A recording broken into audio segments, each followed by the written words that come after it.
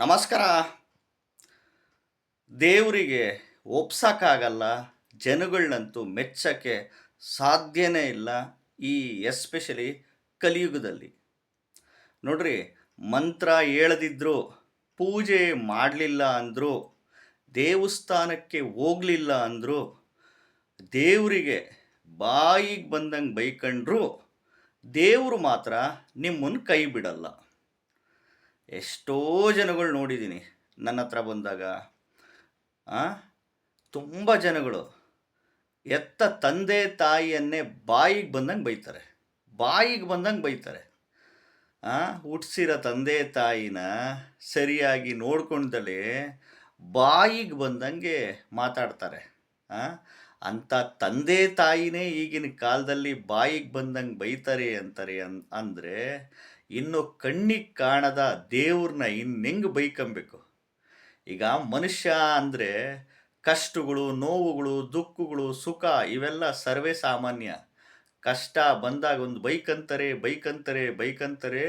ನಾನು ಅಷ್ಟು ಮಂತ್ರ ಹೇಳಿದೆ, ಅಷ್ಟು ವ್ರತ ಮಾಡಿದೆ, ಅಷ್ಟು ಯಾಗ ಮಾಡಿದೆ, ಅಷ್ಟು ಉರುಳು ಸೇವೆ ಮಾಡಿದೆ, ಅಷ್ಟು ಪೂಜೆ ಮಾಡಿದೆ, ಕಂಡ ಪುಣ್ಯಕ್ಷೇತ್ರಗಳಿಗೆಲ್ಲ ಹೋದೆ, ನಾನು ದಾನ ಧರ್ಮಗಳೆಲ್ಲ ಮಾಡಿದೆ, ನಾನು ಹಂಗಿದ್ದೆ ಹಿಂಗಿದ್ದೆ, ನನಗ್ಯಾಕೆ ಹಿಂಗೆ ಕಷ್ಟ ಕೊಟ್ಬಿಟ್ಟ ದೇವರು ಅಂತ ಬಾಯಿಗೆ ಬಂದಂಗೆ ಬೈತಾರೆ. ಆದರೆ ಸುಖ ಕೊಟ್ಬಿಟ್ರೆ ನೋಡಬೇಕು, ಏನು ಆ ದೇವಸ್ಥಾನಕ್ಕೆ ಹೋಗೋದು, ಈ ದೇವಸ್ಥಾನಕ್ಕೆ ಹೋಗೋದು, ಅಲ್ಲಿ ಹರಕೆಗಳು ತೀರ್ಸೋದು, ಏನು ಮನುಷ್ಯ ಹೆಂಗೆ ಅಂದರೆ ಕಷ್ಟ ಕೊಟ್ಟಾಗ ದೇವ್ರನ್ನ ಬಾಯಿಗೆ ಬಂದಂಗೆ ಬೈಕೊಳ್ಳೋದು, ಸುಖ ಕೊಟ್ಟಾಗ ಮಾತ್ರ ದೇವಸ್ಥಾನಕ್ಕೆ ಹೋಗೋದು, ಈ ರೀತಿ ಇರ್ತಾರೆ. ಎಲ್ಲರೂ ಅಂತ ಅಲ್ಲ, ಒಂದು 100ಕ್ಕೆ 50% ಆಫ್ ದಿ ಪೀಪಲ್ಸ್ ಖಂಡಿತ ತಾನೇ ವಿಡಿಯೋ ಲೈಕ್ ಮಾಡೇ ಮಾಡ್ತೀರಾ. ಯಾಕೆಂದರೆ ಪಂಚಭೂತಗಳೇ ಇಲ್ಲಿ ದೇವರು. ಅಗ್ನಿ, ವಾಯು, ಆಕಾಶ, ಭೂಮಿ, ಜಲ ನೋಡಿ, ಅವ್ರ ಡ್ಯೂಟಿ ಅವು ಮಾಡ್ತಾ ಇರ್ತವೆ. ನಾವೇನೇ ಮಾಡಿದರೂ ನಮಗೆ ಅವು ಒಳ್ಳೆಯದೇ ಬಯಸ್ತವೆ, ನಾವೇ ಅವನ್ನ ಹಾಳು ಮಾಡ್ಕೊಳ್ಳೋದು. ಹಿಂಗಾಗಿ ಅದಕ್ಕೋಸ್ಕರ ಮಂತ್ರ ಹೇಳದಿದ್ದರೂ, ಪೂಜೆ ಮಾಡಲಿಲ್ಲ ಅಂದರೂ, ಪುಣ್ಯಕ್ಷೇತ್ರಗಳಿಗೆ ಹೋಗಲಿಲ್ಲ ಅಂದರೂ, ಪಂಚಭೂತಗಳೇ ಇಲ್ಲಿ ಕಣ್ಣಿಗೆ ಕಾಣೋ ದೇವರು ನಮ್ಮನ್ನು ಕಾಪಾಡ್ತವೆ. ಅದನ್ನೇ ಹೇಳೋದು, ಇಲ್ಲಿ ಜಾತಕದಲ್ಲಿ ಯಾವುದೇ ಲಗ್ನ, ತಿಥಿ, ಯೋಗ, ಕರ್ಣ, ಪಾದ ಯಾವುದನ್ನಾಗಲಿ, ಯಾವುದೇ ಗ್ರಹದ ದಶಾಭುಕ್ತಿ ನಡೀಲಿ, ದಶಾಭುಕ್ತಿಗಳಲ್ಲಿ 2ನೇ ಮನೆ, 4ನೇ ಮನೆ, 6ನೇ ಮನೆ, 7ನೇ ಮನೆ, 9ನೇ ಮನೆ, 10ನೇ ಮನೆ, 11ನೇ ಮನೆ ಬಂದರೆ ನಾವು ಮಾಡುವ ಉದ್ಯೋಗದಿಂದ, ಯಾವುದೇ ಉದ್ಯೋಗ ಆಗ್ಬೋದು, ಗೌರ್ಮೆಂಟ್ ಜಾಬ್ ಆಗ್ಬೋದು, ಪ್ರೈವೇಟ್ ಜಾಬುಗಳಾಗ್ಬೋದು, ಯಾವುದೇ ಬಿಸ್ನೆಸ್ ವ್ಯಾಪಾರ ಆಗ್ಬೋದು, ಯಾವುದೇ ಕೃಷಿ ವ್ಯವಸಾಯ ಆಗ್ಬೋದು, ರಾಜಕೀಯ ಆಗ್ಬೋದು, ಚಲನಚಿತ್ರರಂಗ ಆಗ್ಬೋದು, ಫಿಲ್ಮ್ ಲ್ಯಾಂಡ್ ಆಗ್ಬೋದು, ಯಾವುದೇ ಇದಾಗ್ಬೋದು. ನಮಗೆ ಭಗವಂತ ಆ ಪ್ಲಾನೆಟ್ಸಿಂದ ಬಂದೇ ಬರುತ್ತೆ ದುಡ್ಡು, ಸಿಕ್ಕಾಬಟ್ಟೆ ಲಕ್ಷಗಟ್ಟಲೆ ಕೋಟಿಗಟ್ಟಲೆ ಮನುಷ್ಯನಿಗೆ ಕೊಡುತ್ತೆ.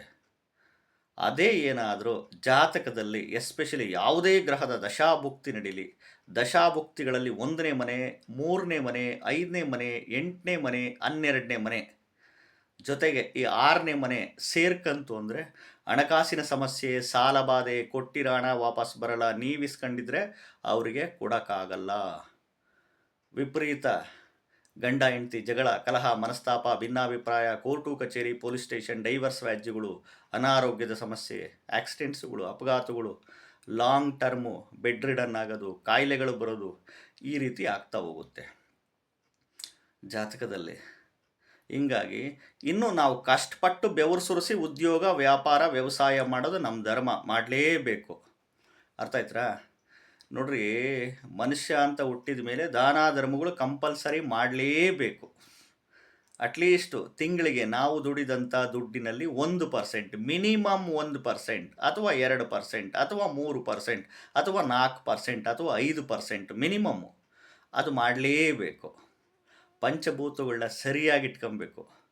ನೀವು ಮಂತ್ರ ಹೇಳಿ ಬಿಡ್ರಿ, ಪೂಜೆ ಮಾಡಿರಿ ಬಿಡ್ರಿ, ದೇವಸ್ಥಾನಕ್ಕೆ ಹೋಗ್ರಿ ಬಿಡ್ರಿ, ಭಗವಂತ ಅಂತೂ ಖಂಡಿತವಾಗ್ಲೂ ಕೈ ಬಿಡಲ್ಲ.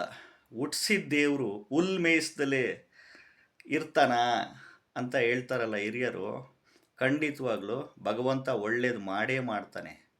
ನಮ್ಮ ಡ್ಯೂಟಿ ಸರಿಯಾಗಿ ಮಾಡಬೇಕಷ್ಟೆ. ಹೇಳ್ತಿದ್ದೀನಲ್ಲ, ವಿಧಿ ಆಟದ ಮುಂದೆ, ಕರ್ಮದ ಮುಂದೆ ಯಾರೂ ದೊಡ್ಡರಲ್ಲ, ಯಾವುದೂ ದೊಡ್ಡದಲ್ಲ.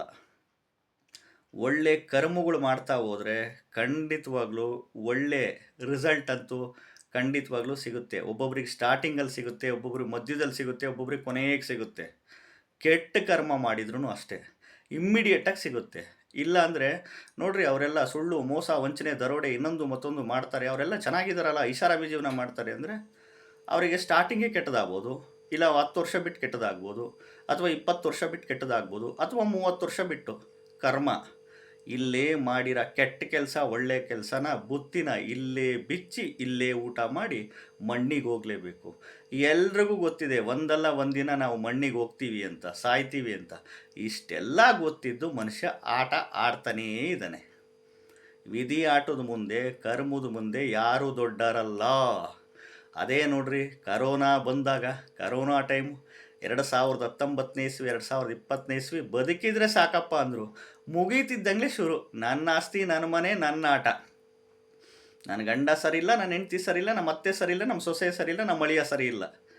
ನನ್ನ ಆಸ್ತಿ, ನನ್ನ ಬಂಗಾರ, ನನ್ನ ದುಡ್ಡು, ನಾನು ನಾನು ನಾನು ಅಂತ ಮೆರೀತಾ ಇದ್ದಾನೆ. ಇದಕ್ಕೆಲ್ಲ ಖಂಡಿತವಾಗ್ಲೂ ಭಗವಂತ ಸರಿಯಾದ ಉತ್ತರ ಕೊಟ್ಟೇ ಕೊಡ್ತಾನೆ. ಅವ್ರವ್ರು ಮಾಡುವ ಒಳ್ಳೆ ಕೆಲಸಕ್ಕೆ, ಅವ್ರವ್ರು ಮಾಡುವ ಕೆಟ್ಟ ಕೆಲಸಕ್ಕೆ ಫಲ ಅಂತೂ ಖಂಡಿತವಾಗ್ಲೂ ಇದ್ದೇ ಇರುತ್ತೆ. ನಮಸ್ಕಾರ.